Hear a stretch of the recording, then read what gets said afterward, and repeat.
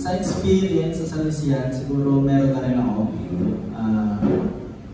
Yung 7 years na naging jowa ko before, maayos lang yung takbo ng relationship namin dati. Tapos nagulat na lang ako na kaibigan niya lang daw, ganyan.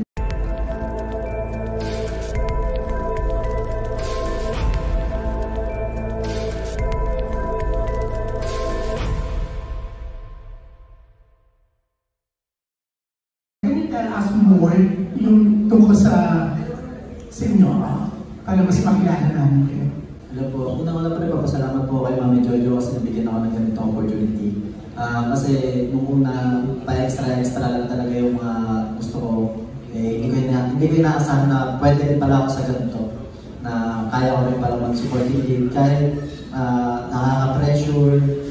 Kasi iba rin yung yung kapag nandun ka na sa scene tapos pag nanonood ka, akala mo dali. Pero pag nandun ka na mismo, ang hirap pala. Nakakatuwa.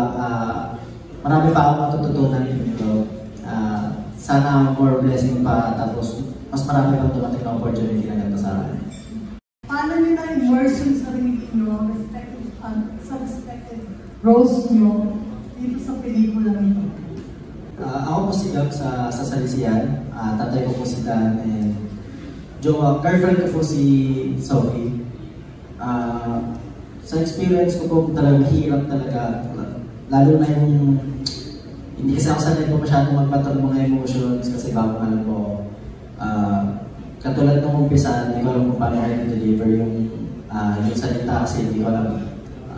Hindi ko naman naranasan yung yung makita ko ulit yung tatay ko kaya hindi ko alam kung paano kayo deliver na sabihin na na-miss ko yung tatay ko talaga na sobrang tagal ko kasi hindi nakita. Sa other naman, katulad sa dancing, mga gano'n, nahirapan din ako doon gawa ng wala akong masyadong experience sa mga ganong klase na kasi ayun lang po. Gaano katindi ang mga eksena nyo sa salisihan? And in real life ba, na-experience nyo ganito na may salisihan? Sa experience sa Salesian, siguro meron na rin ako. Yung 7 years na naging jowa ko before, maayos lang yung takbo ng relationship namin dati. Tapos nagulat na lang ako na kaibigan niya lang daw, ganyan. Tapos, ayun, may nangyari na sa kanila. Paano naman, sa movie, para sa akin, sobrang challenging talaga siya kasi nga, first time ko, wala pa akong experience talaga sa pagtitaping na mga ganon, katulad ng, kung first lead ko siya, first supporting lead ko, kaya sobrang hirap sa akin, hindi ko alam kung paano kaya adjust yung sarili ko. Nangapa talaga ako ng maigi.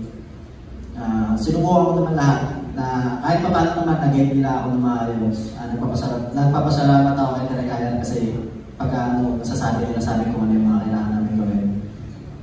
Yun. Maganda naman yung takbo ng kwento.